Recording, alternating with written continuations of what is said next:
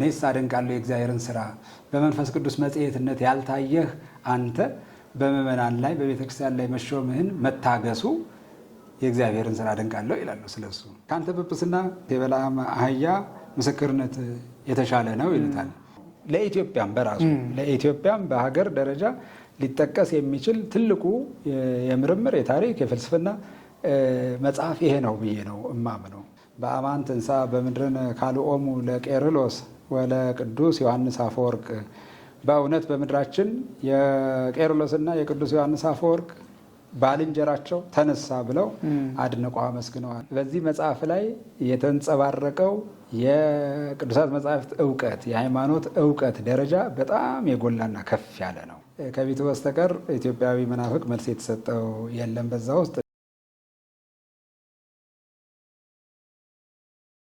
ሰላም ጤና ይስጥልኝ የሀሰሳ ሚዲያ ተከታታዮቻችን፣ ይህ እንግዲህ እንደተለመደው መጽሐፍት ላይ ትኩረት አድርገን የምንሰራበት ሚዲያችን ነው።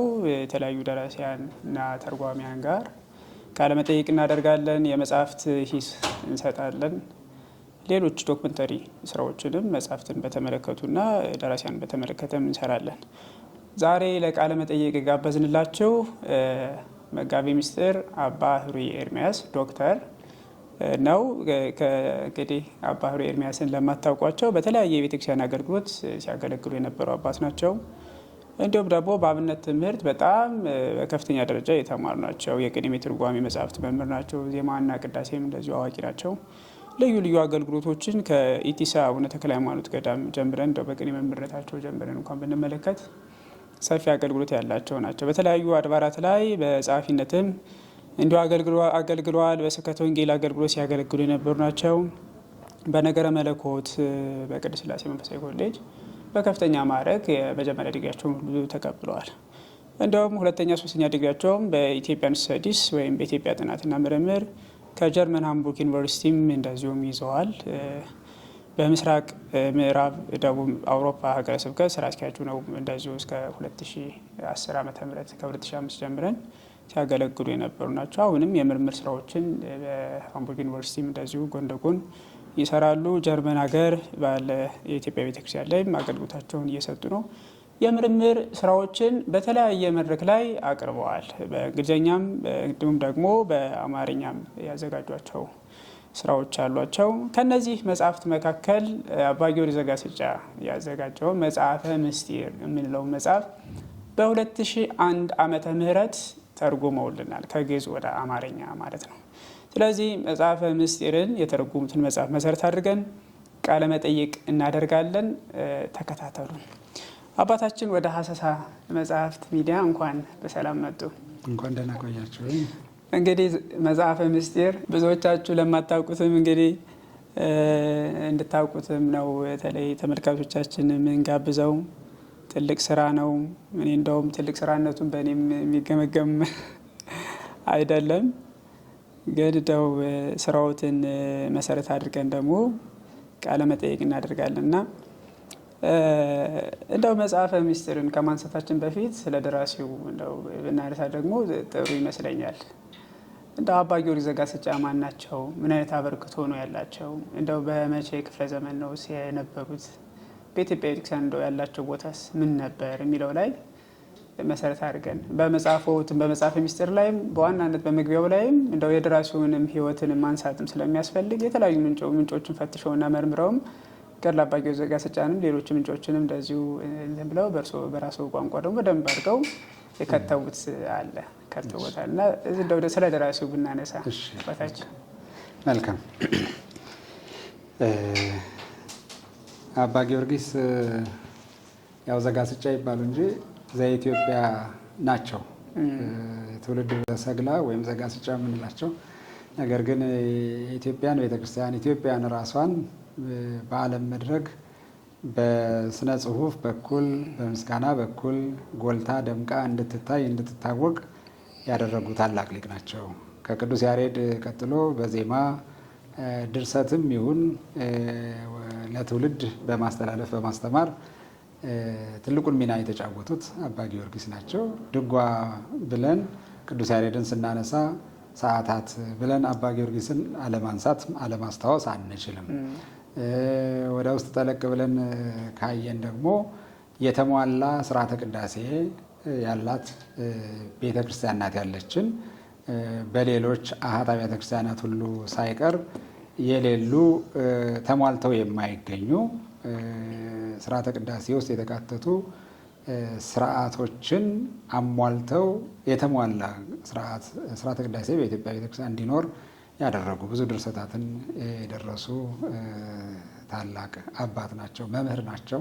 እስከ ዛሬ ድረስ ከማስተማር ከማዜም ከመጮህ ከማድመቅ ያልቦዘኑ ናቸው።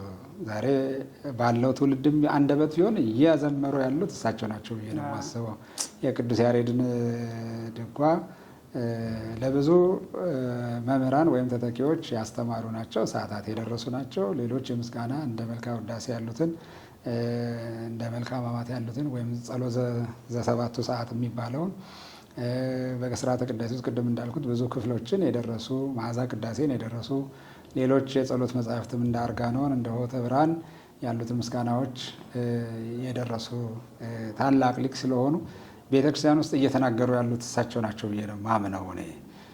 ሌሊት ሰዓታትም ቢሆን የሚጮሁት እሳቸው ናቸው። ማህሌቱም ያሉት እሳቸው ናቸው። ቅዳሴ ውስጥም ያሉት እሳቸው ናቸው። በእኛ አንደበት እየተናገሩ እያመሰገኑ ያሉ ናቸው። በትውልዱ አንደበት ሁሉ አብረው ሲያመሰግኑ የሚኖሩ አባት ናቸው። እኚህ አባት እንግዲህ ታሪካቸውን ባጭሩ ለማስታወስ ያህል ሕዝበ ጽዮንን ከሚባሉ የቤተ ክርስቲያን ትምህርት በደንብ ከተማሩና ከአይናተ ደብተራ ተብለው በእውቀታቸው ተመርጠው በነገስታቱ ቤተ መንግስት ዙሪያ በምትሰራ ቤተክርስቲያን ውስጥ ሲያገለግሉ ከነበሩ የተመረጡ ሊቃውንት መካከል ዛሬ ሊቃውንት ጉባኤ እንደሚባለው ማለት ይቻላል፣ ወይም ደግሞ የተመረጡ ሊቃውንት ከእነሱ ውስጥ የነበሩ ሰው ናቸው። ምሁር ናቸው። እናታቸው እምነ ጽዮን ይባላሉ። በ1357 ሰግላ ወይም ጋስጫ የሚባለው አካባቢ ወሎ ክፍለ ሀገር ውስጥ የተወለዱ ናቸው። በደቡብ ወሎ ማለት ነው። ዲያቆን ሆነው በዲቁና ሲያገለግሉ ትምህርት ለማስፋፋት አስፋፍቶ ለመማር አባታቸው ወደ ሐይቅ እስጢፋኖስ ቅዱስ እስጢፋኖስ ገዳም ልከዋቸው እንግዲህ ታሪካቸው እንደሚናገረው ቅዱስ ያሬድም የገጠመው አይነት ፈተና እሳቸውንም ገጥሟቸው እንደነው። ቅዱስ ያሬድ ገና ከጅምሩ ነው። እሳቸው ለዲቁና ማዕረግ ከበቁ በኋላ ቀጥሎ ያለውን ትምህርት ለመማር ነው እንቅፋት የሆነባቸውና በገድላቸው ላይ ተጽፎ እንደሚገኘው ወኮነ ጉንዴ ለአጽንኦ መጻሕፍት ወይ ኮነ ፍጡነ ለተወክፎ ቃለ ትምህርት ይላል። ትምህርት ለማጥናት የሚነገረውንም ቀለም ለመቀበል የዘገየ ነበረ ይላል። እና ትምህርት ለመቀበል እንደሚፈልጉት መጠን ይመስለኛል። ያው እንግዲህ እኔ የማስበው የሚመስለኝ ለእኔ ለሕሊናዬ ምንድን ነው፣ ምክንያቱም ዲቁናም ዝም ብሎ ያለ ትምህርት አይሰጥም አይደለም። ትምህርት የመቀበል ሀብት የላቸውም ማለት አይቻልም። ግን ብዙ የማወቅ ፈጥኖ የማወቅ ጉጉት ስለነበራቸው ሊሆን ይችላል እንደው ብዙ ያልተማሩ ወይም ደግሞ መቀበል ያልቻሉ የመሰላቸው። ከዚህ የተነሳ ሱባኤ ገብተው ሲያዝኑ ሲያለቅሱ ወደ እመቤታችን ልመና ሲያቀርቡ በነሐሴ 21 ቀን እመቤታችን ቅዱስ ሚካኤል ቅዱስ ገብርኤልን አስከትላ መጥታ ተገልጻላቸው ከቅዱስ ገብርኤል እጅ ጽዋ እሳት ወስዳ አጠጣቻቸው ይላል። በዚህ ጊዜ ልክ ለዕዝራ የጠፉ ቅዱሳት መጻሕፍት የብሉይ መጻሕፍት እንደተገለጹለት ሁሉ ለአባ ጊዮርጊስም ወተመላ አፉሁ በስብሐት ወበአኮቴተ እግዚአብሔር ይላል ገድላቸው። አንደበቱ በምስጋና ተሞላ ይላል፣ በእግዚአብሔር ምስጋና ተሞላ ይላል እና ከዛ በኋላ ቅዱሳት መጻሕፍት ሁሉ ተገለጡላቸው። ወደ መምህራቸው ተመልሰው ለትምህርት ሲቀርቡ የነገሯቸውን ብቻ ሳይሆን መምህራቸው ያልነገራቸውን ጨምረው በማንበብ በመተርጎም በማዜም መምህራኑን ካህናቱን ሁሉ አስደምመው አስደንቀው ከሰው ሊቀበሉት የሚገባቸውን በሰው በኩል ሊቀበሉት የሚገባቸውን ትምህርት ተቀብለዋል ማለት ነው። ከመንፈስ ቅዱስ ቀጥታ በመንፈስ ቅዱስ ገላጭነት የሚሆነውን ደግሞ በየጊዜው መንፈስ ቅዱስ እየገለጸላቸው ራሳቸው ደርሰዋል። መጽሐፈ ምስጢርን ስለ ሃይማኖት ስለ ኦርቶዶክሳዊት ሃይማኖት ለማስተማር ለመመስከር መናፍቃንን ለመገሰጽ ሲሉ መንፈስ ቅዱስ ገልጾላቸው ተናግረዋል። የመዓዛ ቅዳሴ የእመቤታችንን ምስጋና መንፈስ ቅዱስ ገልጾላቸው ከሰው ተማሩት አይባልም። የደረሱት ራሳቸው ናቸው። ግን ድርሰትም ሲባል ከእውቀት ብዛት የተነሳ ወይም ደግሞ ጽሁፍ ከመጽሐፍ ልምድ የተነሳ አይደለም። እንደዛ አሁኑ ዘመን ደራሲ አይደለም። መንፈስ ቅዱስ ገልጾላቸው ለአይርጎ መስዋዕት የተናገሩት ድርሰት ነው እና ጋስጫ የሚባለውን ገዳም የገደሙ እሳቸው ናቸው። በምናኔያቸው የታወቁ ናቸው። በገድል በትሩፋት ብዙ ቅዱሳንን ያፈሩ ትውልድ የተኩ ናቸው። የኢትዮጵያን ቤተ ክርስቲያን ደግሞ በስልጣን በኃላፊነት በሹመትም ያስተዳደሩ ናቸው። ታላቁን ገዳም ደብረ ዳሞን አጼ ዳዊት ሾመዋቸው አስተዳድረዋል። በንቡረ እድነት ታሪካቸው እንደሚናገረው ብዙ አብያተ ክርስቲያናትንም አስተክለዋል። ድልድይ ላልነበረው ድልድይ ገንብተዋል። መሀንዲስም ናቸው። እውነት ነው። አዎ የውሃ ጉድጓድ ላልነበራቸው ጉድጓድ ቆፍረዋል። ደካሞችን ረድተዋል። እህል እየፈጩ ውሃ እየቀዱ ትሕትናቸውም እጅግ የበዛ የላቀ ነው። በተለይ ደግሞ በሕይወት ዘመናቸው በተነሱ መናፍቃን ምክንያት በተደረጉ ጉባኤዎች ላይ ነገስታቱ፣ መኳንንቱ፣ ጳጳሳቱ፣ ካህናቱ ባሉበት አደባባይ ላይ የኢትዮጵያን ቤተክርስቲያን ወክለው ተከራክረው ያሳፈሩ የረቱ ናቸው።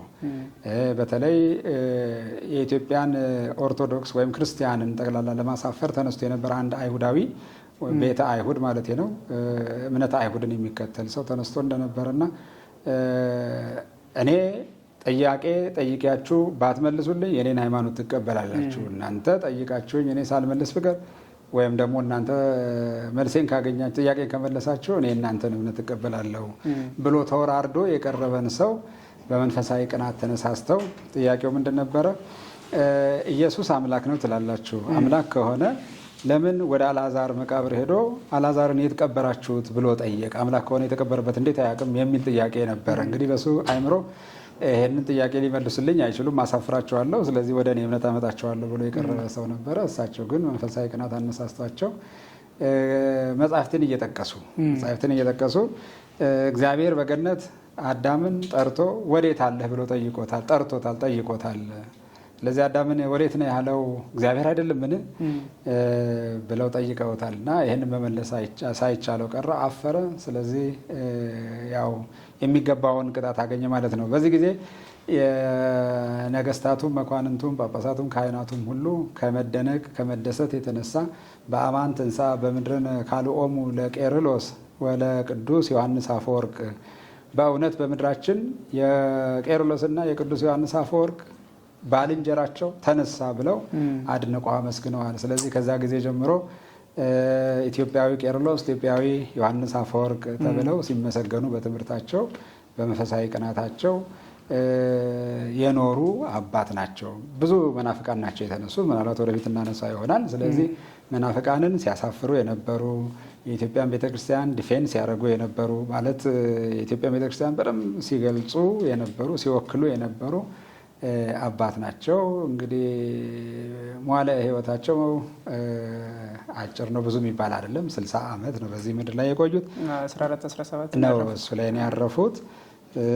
ከአምላካቸው ከእግዚአብሔር እንደ ሌሎቹ ቅዱሳን ሁሉ ቃል ኪዳን ተቀብለው በጎ ዕረፍት ያረፉ ናቸው። ታስረው ተፈተውማል። በዚሁ በሃይማኖት ምክንያት ነገር ሰሪዎች ከንጉሥ ዳዊት ጋር አጣልተዋቸው በሐሰት ታስረው በሕማም ማቀው ብዙ መከራ ተቀብለው የነበሩ አባትም ናቸው። ስለዚህ ሁሉንም ናቸው። ሊቅም ናቸው፣ ቅዱስም ናቸው፣ ሰማዕትም ናቸው፣ ተጋዳይ ጻድቅም ናቸው እና በእውነት እንደ ሌሎቹ ኢትዮጵያውያን ቅዱሳን ሁሉ በደንብ ክብራቸው ጎልቶ ስራቸው ጎልቶ ሊነገርላቸው የሚገባ አባት ናቸው። ትልቅ መምህር ናቸው። እንግዲህ ያው በደንብ ገልጸውታል። አጼ ዳዊት ልጆችን ራሱ በደንብ አስተምረዋል። እንደውም ቀዳማዊ ቴዎድሮስ በሕይወቱ ነው የመሰለው አባ ጊዮርጊስ ዘጋስጫንም ይባላል። በድርሰቱ ደግሞ አጼ ዘርዓ ያዕቆብንና ስለዚህ በኢትዮጵያ ራሱ መሪዎች የሚሆኑትንም አስተምረው ያበቁም አባት ናቸው። አባታቸው ሲያርፉ ንጉሥ ዳዊት በአባታቸው ፈንታ ከካህናተ ደብተራ ጋር ቆርጥረዋቸው ስለነበር የነገስታቱን የመኳንንቱ ልጆች ሁሉ ያስተምሩ ነበር። አሁን እኮ የተማሪዎቻቸውን ብቃት እና አቅም ስናይ የእሳቸው ፍሬ እንደሆነ በእነሱ ላይ የታየው የተገለጸው መረዳት እንችላለን። አጼ ቴዎድሮስ ለምሳሌ ቀዳማዊ ቴዎድሮስ ናቸው። በኢትዮጵያ ቤተክርስቲያን ጻድቅ ናቸው፣ ሰማዕት ናቸው እና ይሄንን በአንድ ንጉሥ ልብ ውስጥ ማሳደር የማን ስራ ነው? የመንፈስ ቅዱስ ቢሆንም ግን የእሳቸው የአስተማሪያቸው የመምህራቸው ከፍተኛ አስተዋጽኦ እንዳለ ግልጽ ነው። የአፄ ዘርዓ ያዕቆብን የጽነ ጽሑፍ ችሎታ፣ የእውቀት የቤተክርስቲያን እውቀት ደረጃ ስንመለከት ይህ ሁሉ ከመንፈስ ቅዱስ ቀጥሎ የአስተማሪያቸው የአባ ጊዮርጊስ ከፍተኛ አስተዋጽኦ እንዳለባቸው የታወቀ ነው። ዛፉ ካደገ ገበሬው በደንብ ውሃ ጠጥቷል። እውነት ነው። መልካም ነው። እንደው በታሪካቸው ላይ እንዲያው መጽሐፈ ሚስጥር ላይ እንመጣለን። አንድ ጥያቄ ላንሳና ታሪካቸውን ስናጠና አባ ጊዮርጊስ ዘጋስጫ ሳይመነኩስ ነው ቅስና የተቀበሉት የሚል አስተያየቶች አንብቤያለሁ፣ የተለያዩ ጸሐፊዎች ማለት ነው። እዚህ ላይ ምን አስተያየት አለዎት? በጊዜው የነበረው ቀኖና እንደዛ ቢሆን ነው ወይስ እንደው ምናልባት ሲጻፍ በገድላቶቻቸው ሲጻፍ ያለ እንደው የጽሁፍ ስህተት ይሆን? አይ ስህተት አይደለም። ምክንያቱም ስህተት ቢሆን ኖሮ አንድ ወይ ሁለት ቦታ ነው ልናገኘው የምንችለው እንደዚህ አይነት ገለጻ ወይም ታሪክ። በኢትዮጵያ ቅዱሳን ገድላት ውስጥ ግን ይሄንን የመሰለ ታሪክ በጣም በስፋት ተደጋግሞ ነው የምናገኘው። ለምሳሌ ታላቁን አባታችን አቡነ ተክለ ሃይማኖት ታሪክ ስናየው ተመሳሳይ ነው። ዲቁና ተቀበሉ፣ ሚስት አገባለሁ ሲሏቸው ትተው ሸፍተው ማለት ጠፍተው ማግባት አልፈልግም በሚል ሀሳብ ማለት ነው የምናኔ ሀሳብ ስለነበራቸው ትተው ከቤተሰቦቻቸው ሄደው ነበር እኮ ሄደው አቡነ ጌርሎስ ጋር ዲቁና የሰጧቸው አባት ጋር ግብፃዊ ጳጳስ ጋር ቅስና ተቀብለው ነው የተመለሱት። ምንኩስና ቆይቶ ነው የመጣው። እንግዲህ የሐዋርያነት ስራቸውን የጀመሩት አቡነ ተክለ ሃይማኖት ብዙ ዘመን በዳሞት ተጋድለው 10 ዓመት የዳሞትን ህዝብ ሞቶሎሚን ከነ ህዝቡ አስተምረው አጥምቀው አብያተ ክርስቲያናትን ከተከሉ በኋላ ነው ምንኩስና ወደ ሐይቅ ሲሄዱ ነው። በከተታ ብዙ ዘመን አስተምረው ጠንቋዩን፣ አባዩን፣ ሰላቢውን በዚህ ክፉ ስራ የተሰማራውን ህዝብ ሁሉ አሳምነው ካጠመቁ በኋላ ነው እና ቅስናው ቀድሟል፣ ምንኩስናው ቆይቶ ነው የተከተለው። ይሄ ግን ስህተት ነው ብሎ ማለት አይቻልም። በዘመኑ የነበረ የሚለወጥ ነው ማለትም አይቻልም። አንዳንድ ጊዜ ቀኖና እንደ ቦታ እንደ ጊዜ ሁኔታ አባቶች የሚፈቅዱበት የሚፈጽሙበት ሁኔታ አለ። ያን ጊዜ በኢትዮጵያ ግብፃውያን ጳጳሳት የማይመጡበት የማይገኙበት ለብዙ ዓመታት ጊዜ ዲያቆን ቄስ የሚሾም የሚታጣበት ታቦት የሚባርክ ንዋየ ቅድሳት የሚባርክ የማይገኝበት ጊዜ እንደነበረ ይታወቃል። ምክንያቱም ጳጳስ የሚመጣው ከግብፅ ነው። እስላም ወራሪዎች መንገዱን በሚዘጉት ጊዜ ድንበሩን በሚዘጉት ጊዜ ጳጳስ ወደ ኢትዮጵያ መምጣት አይችልም። ስለዚህ ለብዙ ዘመናት ያለ ጳጳስ ትኖራለች ማለት ነው። በሚገኝ ጊዜ ደግሞ ፈቃደ እግዚአብሔር ሆኖ ጳጳሱ መጥቶ በሚገኝ ጊዜ ገና ያልተማሩ ሕፃናትን ዲቁና ያሾሙ ነበር። ወደፊት እናስተምራለን ብለው ቃል ገብተው ማለት ነው። ከዲቁናው ትምህርት ይቀድም ማነው ከትምህርቱ ዲቁናው ይቀድም ነበረ። ግን ምንድነው ዋናው ነገር ቅስናው ቢቀድም ስህተት ነውር አልሆነባቸውም። ምክንያቱም ህይወታቸው የምናኔ ህይወት ነው፣ የምንኩስና ህይወት ነው። በአመክሮም ቢኖሩ ራሳቸውን እየጎሰሙ ተጋድሎ እየተጋደሉ ነው የሚኖሩት። ስለዚህ እንደ ስህተት የሚቆጠር ሳይሆን በጊዜው ከነበረው ሁኔታ አንጻር እንግዲህ ቤተክርስቲያንን የሚወክሉት ቅዱሳን አባቶች ወይም ጳጳሳቱ የፈቀዱት የሰሩት የፈጸሙት ስርዓት ነው። ይህንን አሜን ብለው መቀበል ነው እንጂ መመራመርና ብዙ ሀተታ መስጠትም በእውነት አያስፈልግም ባይ ነኝ። መልካም ነው አባታችን። እስኪ እንደው ወደ ተረጎሙልን መጽሐፍ እንምጣና እንግዲህ ከአባ ጊዮርጊስ ዘጋስጫን ያህል ታሪካቸውን ካነሳን ከተረጎሙት ያዘጋጁልን መጽሐፈ ሚስጥር ነው። መጽሐፉን እንደው ለመተርጎም ምን አነሳሳዎት? እንደው የተረጎሙት በማን ፍላጎትና ትእዛዝ ነው? ትእዛዝም ኑሮ ያም ትእዛዙም ወይም ደግሞ ፍላጎት ያለው ገዳም ኑሮ ያም አበርትቶ እንደው ከተረጎሙት ምትም እስኪ እንደው የነበረው ሁኔታ እናስታውሰው። ከ2001 ዓመተ ምህረት ወደፊት ወደኋላ ማለት ነው። መልካም መጽሐፉን በስም ከልጅነት ጀምሮ እሰማለሁ፣ አውቀዋለሁ እና የማየት ፍላጎት ነበረ፣ የማንበብ ፍላጎት ነበረኝ። ነገር ግን ብዙ ጊዜ ሞክሬ እድል አላገኘውም የማየት የማንበብ። የኢትዮጵያ ሚሌኒየም በሚከበር ጊዜ 10 ዓመት በሚከበር ጊዜ ግን ከሁለት ቦታ አገኘውና መጽሐፉን ማንበብ ጀመርኩ። ያን ጊዜ የወጣትነት ጊዜ በመሆኑ የማነበውን በተለይ ከተመሰጥኩበት እርካታ ካገኘሁበት የመተርጎም የመጽሐፍ እንዲህ እንትኔ ማለት ፍላጎቴ ከፍ ያለ ስለነበረ አይ በቃ መተርጎም አለብኝ የመጽሐፍ ብዬ በእርግጥ የቢሮ ስራ ነበር የምሰራው። ቂርቆስ ነበርኩኝ፣ ቅዱስ መካነ ሰማይ ቅዱስ ቂርቆስ። ስለዚህ ጠዋት ስራዬን እሰራና ከሰዓት ወደ ቤቴ ተመልሼ ይሄን መደበኛ ስራ አድርጌ 1 ዓመት ነው 2 መጽሐፍት አግኝቼ ግን እንደጀመርኩ ወዲያውኑ መምህር ሰፋይ ሚካኤል የቅድስት ሥላሴ መንፈሳዊ ዩኒቨርሲቲ መምህር የነበረ አሁንም ነው መሰለኝ ይቅርታ እንዳነሳሳት ጋስጫ አቡነ ጊዮርጊስ የአባ ጊዮርጊስ ገዳም አበምኔት ስማቸውን ዘነጋሁኝ አሁን እና ይህንን መጽሐፍ መሰብሰቤን ለመተርጎም መዘጋጀቴን መጀመሬን ሲሰሙ ጊዜ ይሄ መጽሐፍ ትልቅ መጽሐፍ ነው፣ ስለዚህ ከተሰራም ከታተምም በገዳሙ ስም ቢሆን ጥሩ ነው ሲሉኝ ጊዜ እንዴ በጣም ደስ ይለኛል። እኔ እኮ ለራሴ ለሳንቲም ማግኛ ብዬ አይደለም የጀመርኩት፣ እንደው በቃ ነፍሴ ስለወደደችው ሰርቼ ለቤተ ክርስቲያን አቀርባለሁ አበረክታለሁ የሚል ነው ሀሳብ የነበረው። ጊዜ የሚወስድ ነው። ይሄማ ፈቃድ እግዚአብሔር ቢሆን ነው የመጣችሁት ብዬ ደስ ብሎኝ ያው ስራውን 1 ዓመት ነው የፈጀብኝ። እሱን ሰርቼ ለእነሱ አስረከብኩ፣ ሰጠሁኝ፣ ገዳሙ አሳተመ ማለት ነው። እና እኔ ያው ማንም አዞኝ አይደለም፣ ውስጤ ፍላጎት ነበረኝ። ግን በቃ እግዚአብሔር ፈቅዶልኝ ነው የምለው። ከ3-4 ዓመት በፊት ይህን መጽሐፍ ከመጀመሪያ በፊት መርሆ ሚስጥር የሚባለውን መጽሐፌን ጽፌ ነበረ ላፍቶ ደብረ ትጓን ቅዱስ ሚካኤል እያለው እና ይዘቱ ተመሳሳይ ነው። ግን የመጽሐፍ የአዲስ ኪዳን መጽሐፍት ላይ ያሉ ጥያቄዎችን የሚመልስ ማብራሪያ ነው እና ምን ነው ያንን ስራ ከመስራቴ በፊት ይህንን መጽሐፍ አግኝቼው ቢሆን ኖሮ ብዬ እንድቆጭ ነው ያደረገኝ። ምክንያቱም እዛ ላይ ያነሳኋቸው ከ200 በላይ የሚሆኑ በተለይ መናፍቃንም ከሃዲያንም ደግሞ ማወቅ የሚፈልጉ የሚያነሷቸው ጥያቄዎች ነው የተብራሩት እና ለነሱ ሁሉ የሚሆን መልስ በጣም ፍትፍት ሆኖ የቀረበ ለሁሉም ጉሮሮ የሚስማማ የሚመች መልስ እዚህ ውስጥ አገኘሁበት ከብዙ ዓመታት በኋላ። ግን ፈቃድ እግዚአብሔር ቢሆንልኝ ነው ብዬ አድንቄ ያው እስካሁንም ድረስ በእውነት የምደሰትበት የምረካበት ስራ ነው ብዬ ነው ማምነው። መልካም አባታችን፣ እንግዲህ አባ ጊዮርጊስ መጽሐፈ ሚስጥርን ሲያዘጋጁ በማን አነሳሽነት እንደው ወይም በምን መንገድ ጽፈውታል ማለት ይቻላል? መልካም። በገድላቸው ላይ ተጽፎ እንደሚገኘው በእሳቸው በነበሩበት ዘመን ከቤተ አይሁድ የሚነሱ የክርስትናን ትምህርት የሚቃወሙ የሚነቅፉ ለጉባኤ ይሰራለን የሚሉ እንከራከራለን የሚሉ ሰዎች የተነሱበት ወቅት እንደነበረ ቅድም በመግቢያም ጠቅሻለሁ፣ በስፋት ነበረ። ሁለተኛ ደግሞ ከኢትዮጵያውያን ሊቃውንትና መምህራን መካከል ትክክለኛ ያልሆነ የተሳሳተ ትምህርት ይዘው የተነሱና የሚከራከሩ ሰዎችም ነበሩ። በዋናነት ቢቱ ይጠቀስ እንጂ ቢቱን የሚከተሉ ሰዎችም ነበሩ። ምንፍቅናን ወይም ኑፋቄ የሚያሰራጩ የሚያካሂዱ እና እኚህ ቅዱስ አባት መንፈሳዊ ቅናት ያላቸው ለቤተ ክርስቲያን የሚሞቱ የሚጋደሉ ናቸው። ይሄ በህሊናቸው አለ። መጽሐፍ ጽፌ በጉባኤ ተከራክረው እንደሚረቱ ካልኦሙ ለቄርሎስ ለቅዱስ ዮሐንስ አፈወርቅ እንደተባሉ የታወቀ ነው። ይሄ አለ።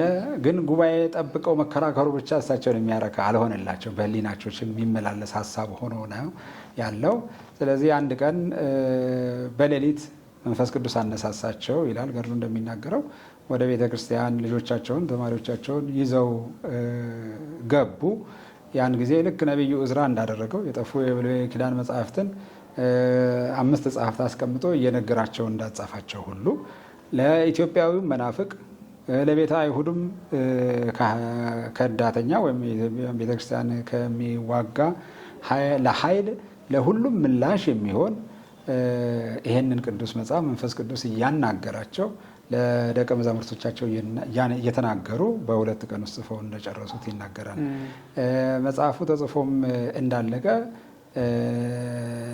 ንጉሥ ዳዊት በደስታ ተቀብለው ተባስቶ በእጅ ጽሑፍ ነው የሚባለው ያኔ ተገልብጦ በታላላቅ ገዳማትና አድባራት እንዲነበብ በየገዳሙ በየደብሩ እንደላኩ እንዳሰራጩ ይነገራል መጽሐፉ ማለት ነው።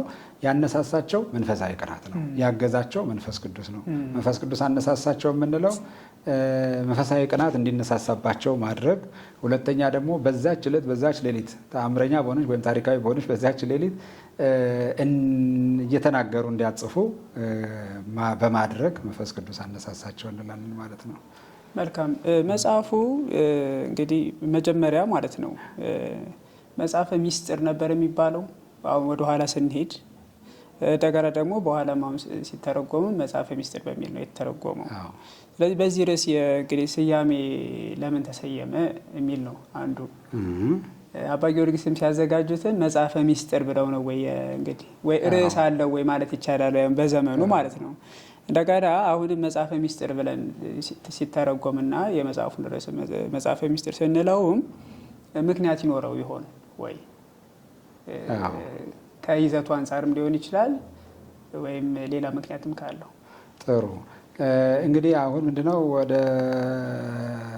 ቀዳሚው ጽሁፍ ወይም ደግሞ አባ ጊዮርጊስ ራሳቸው ወደ አጻፉት መጽሐፍ የመድረስ አቅም አላገኘነውም። ስለዚህ እሳቸው ርዕስ ሰጥተውት ነበረ አልሰጡትም ነበር የሚለውን አስተማማኝ በሆነ ሁኔታ መግለጽ መረዳት ያስቸግራል።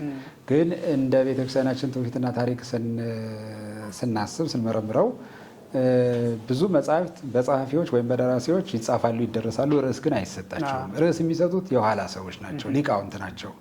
መጽሐፉን ከመረመሩ በኋላ በሁለት መንገድ ይሰጣል። አንደኛው የመጽሐፉን ይዘት አይተው መልእክቱ ምንድን ነው፣ መደምደሚያው፣ ሀሳቡ ብለው ከሀሳቡ በመነሳት ይሰጣሉ፣ ከይዘቱ በመነሳት። ሁለተኛ ደግሞ የመጽሐፉን የመጀመሪያ ኃይለ ቃል ያዩና ያንን ኃይለ ቃል ወስደው ርዕስ ያደርጉታል። አሁን ይሄ መጽሐፈ ሚስጥር ከሁለቱም አንጻር ርዕሱ እንደተሰጠው ነው የምናምነው። አንደኛ ምንድነው ሚስጥረ መጽሐፍትን የሚገልጽ የሚያብራራ በመሆኑ መጽሐፈ ሚስጥር አሉት የኋላ ሊቃውንት ብለን እንረዳለን። ሁለተኛ ሚስጥረ መንግስተ ሰማያትን የሚገልጽ ስለሆነ በዚህ ምክንያት መጽሐፈ ሚስጥር ተባለ እንላለን። ወደ ሁለተኛው መንገድ ስንሄድ ግን መጽሐፉ ራሱ ሲጀምር መጽሐፈ ሚስጥር ዘይትነገር ለመሃይምናን ወኢ ለመሃይምናን ይላል። ቁጥር 2 ላይ የሚለው ቃል ይሄ ነው። ለምእመናን የሚነገር ላላመኑ ሰዎች ግን የማይነገር መጽሐፈ ሚስጥር ይላል። ስለዚህ ይህንን ወስደው ርዕስ እንዳደረጉት የኋላ ሊቃውንት በዚህ ነው እንግዲህ የምናምነው። ምክንያቱም ራሳቸው ርዕስ ሰጡት ካለም ይህንን ነው የምንለው። በቃ መጽሐፈ ሚስጥር ብለውታል ራሳቸው ሲጀምሩ። የኋላ ሊቃውንትም አጽንተው ይህንኑ ርዕስ አድርገው ወስደውታል ብለን ስንል መነሻ ሀሳቡ ይሄ ስለሆነ ማለት ነው። መልካም አባታችን፣ እንደው አባ ጊዮርጊስ ያዘጋጁት ብዙ መጽሐፍት አሉ። እንደው ከነዛ መካከል መጽሐፈ ሚስጥር እንደው በይዘት ደረጃ በምን ይለያል የሚል ጥያቄ ሊነሳ ይችላል። በዋናነት ከሌሎቹ ድርሰቶቻቸው ይለያል ብለን ልናነሳ የምንችለው በመጠኑ ነው። በመጠኑ ከሌሎቹ መጽሐፎቻቸው ሁሉ በጣም የላቀ ከትልቅ ስራቸው ነው። በይዘት ከሆነ ልክ መጽሐፈ ሚስጥር ያለያዘውን ይዘት አይነት ያሉ ሌሎች መጽሐፎች እንደ ፍካሬ ሃይማኖት ለምሳሌ ሃይማኖት ይሄ ነው ትክክለኛው ሃይማኖት ብሎ መግለጽ ነው። መናፍቃንን ደግሞ የተሳሳቱ ከሃዲያንን ወይም የተሳሳቱ ሰዎችን መገሰጽ ነው። ስማቸውን ግን በመጠን ደረጃ ትንሽ ነው። ፍካሬ ሃይማኖት በይዘቱ በጣም ትንሽ ነው፣ አነስተኛ ነው፣ በጣም አነስተኛ ነው። መጽሐፈ ሚስጥር ደግሞ እንደ ባህር ጥልቅ ነው። ሌላ እንደው በመንፈስ ቅዱስ ገላጭነት የተናገሩት ያጻፉት ነው ብለን ስላለን የእውቀታቸውን ነገር እዚህ ላይ ማንጸባረቅ አይገባም እንጂ በዚህ መጽሐፍ ላይ የተንጸባረቀው የቅዱሳት መጽሐፍት እውቀት፣ የሃይማኖት እውቀት ደረጃ በጣም የጎላና ከፍ ያለ ነው። ደራሲው የመጽሐፍ ቅዱስ ብቻ ሳይሆን ዓለም አቀፋዊ እውቀት፣ የቋንቋ እውቀት፣ የባህል እውቀት እንዳላቸው ሁሉ የታሪክ እውቀት እንዳላቸው ያሳያል። ምክንያቱም ወደ መጨረሻ ምዕራፍ አካባቢ ስንሄድ አንድ የአርመን ካህን አገኘሁና እንዲህ ብዬ ጠየቅኩት እያሉ ይናገራሉ። በየትኛው ቋንቋ ነበረ የተግባቡት፣ የተጠያየቁት፣ የተመላለሱት? በእኛ እንደዚህ ነው፣ በእናንተ እንዴት ነው ብለው ሊጠይቁ የቻሉበት ምክንያት ስለዛ ሀገር፣ ስለዛ ሕዝብ፣ ስለዛች ቤተክርስቲያን ምን ያህል እውቀት ቢኖራቸው ነው የሚለው ነገር በጣም ይገርማል፣ ያስደንቃል። አስተርጓሚ ሳይኖር ነው የሁሉ እንግዲህ ውይይት፣ ንግግር ያለው። በዛ ዘመን እሳቸው በሕይወት በነበሩበት ዘመን በአውሮፓ የነበረ እንቅስቃሴ ሳይቀር እሳቸው ምን ብለው ጽፏል? ቦ ዘሮፀ ዜና ውስጥ እዘኒነ፣ በጆሮአችን የሮጠ ሌላ ዜና ደግሞ ሌላ ወሬ ደግሞ አለ። ያው አልፎ የሄደ ለማለት ነው እንግዲህ። አያስገቡትም፣ ጻድቅ ናቸው። ለእሳቸው የማይስማማ ለልባቸው የማይስማማ ነገር በጆሮአቸው አልፎ አይገባ። ለዛ ነው። ስለዚህ ቦ ዘሮፀ ዜና ብለዋል። በጆሮአችን አልፎ የሄደ ዜናም ደግሞ አለ። ከመይት ካሃዱ በእንተ ማርያም ወመስቀሉ፣ ስለ ማርያምና ስለ መስቀሉ የሚከራከሩ ሰዎች አሉ። ቦ ለይቤሉ ማርያም ተአቢ እሙ ለመለኮት የአምላክ እናት ስለሆነች ማርያም ትበልጣለች ከመስቀል የሚሉ ወይም ደግሞ ቦ ለይቤሉ የአቢ መስቀለ ሕማሙ የመከራ የተቀበለበት መስቀሉ ከማርያም ይበልጣል የሚሉ እንዲህ እየተባሉ የሚከራከሩ ሰዎች አሉ። ስለዚህ ወሬ ሰምተናል፣ በጆሮአችን አልፎ ሄደዋል ብለው ሁሉ ይጽፋሉ። ስለዚህ በወቅቱ እንኳን በአውሮፓ ምድር የተነሱ መናፍቃን የሚከራከሩበትን፣ የሚጽፉትን፣ የሚያስቱበትን፣ የሚሳሳቱበትን ትምህርት ሳይቀር የሚሰሙ፣ የሚከታተሉ፣ የሚያውቁ ናቸው። ይሄ እውቀት እዚህ መጽሐፍ ላይ ተካቶ በስፋት ስለሚገኝ እንደው ሌሎቹ መጽሐፍቶቻቸው ሁሉ ቁም ነገር የላቸውም ማለት አይደለም። ለምስጋና የተጻፉ ናቸው፣ ለጸሎትነት የተጻፉ ናቸው፣ ድንቅ እውቀት የሚተላለፍባቸው ናቸው። እዚህ ላይ ግን ሁሉንም ነው የምናየው። የቅኔ እውቀት አለ፣ እዚህ የዜማ እውቀት አለ፣ የታሪክ እውቀት አለ፣ የባህል እውቀት አለ። መጽሐፍትን የማብራራት የመተርጎም ድንቅ የሆነ ችሎታና ብቃት ተንጸባርቆበታል እና ይሄ በጣም ትልቁ ስራቸው ነው። ለኢትዮጵያም በራሱ ለኢትዮጵያም በሀገር ደረጃ ሊጠቀስ የሚችል ትልቁ የምርምር የታሪክ የፍልስፍና መጽሐፍ ይሄ ነው ብዬ ነው እማምነው። የኢትዮጵያን ለምሳሌ ኢትዮጵያን ክርስቲያናይዜሽን ብዙ አውሮፓውያን ሰዎች ይጽፋሉ። ታሪክ ጸሐፊ እና አውሳቢዮስን እና አትናቴዎስን ጥቂት ነገር ቆነጻጽለው ጽፎ ለማገጣጠም ይሞክራሉ። እሳቸው ግን ከኦሪት መምጣት ከንግሥተ ሳባ ከሰሎሞን ጉብኝት ሰሎሞን ከመጎብኘቷ ከዛ ከኦሪቱ ጀምረው ተነስተው ክርስትና ወደ ኢትዮጵያ እንዴት እንደመጣ እንዴት እንደሰፋ እንዴት መሰረቱ እንደጣለ በደንብ አስፋፍተው ጽፈዋል። በተለይ ምዕራፍ 5 ትልቁ ምዕራፍ እሱ ነው ስፋት ያለው። ይሄ ምዕራፍ የሚያወራው የኢትዮጵያን የክርስትና ታሪክ ነው። በጣም ጭብጥ የሆነ ጥልቅ የሆነ ምስክርነት አለበት። ለሪፈረንስነት ሊጠቀስ የሚችል እንደው ቁጥር 1 መጽሐፋችን ይሄ ነው ብዬ የማምነው ነው። በጣም መልካም ነው አባታችን። እንዳው እስኪ አባ ጊዮርጊስ ዘጋስጫ ካዘጋጁት ሌላ መጽሐፍ ጋር መጽሐፈ ሚስጥርን እንደው እናነጻጽረ። ቅድም ጠቅሰውታል፣ ፍካሬ ሃይማኖት አለ። አሁን ፍካሬ ሃይማኖትም እንደዚሁ ከግዕዝ ወደ አማርኛ ተተርጉሟል። እኔም አንብቤዋለሁ። በመጠኑ በጣም እንደተጠቀሰው በጣም ትንሽ ነው መጽሐፉ ማለት ነው። እንዳው ፍካሬ ሃይማኖትና መጽሐፈ ሚስጥር ተመሳሳይነት አላቸው ማለት ይቻላል ወይ? አሁን እኔ እንኳን ቢያንስ ስመለከተው የመናፍቃን የተዘረዘሩ የሚጠቀሱ ነገሮች አሉት። እንደ እርስዎ ምን ይላሉ በዚህ ጉዳይ ላይ? ተመሳሳይነት አላቸው ማለት ይቻላል? አንደኛ የትኛው መጽሐፍ ነው ቀድሞ የተጻፈው? አሁን ፍካሬ ሃይማኖት በኋላ ተጽፎ ከመጽሐፈ ሚስጥር ትንሽ ተወስዶ የተዘጋጀ ነው ማለት ይቻላል?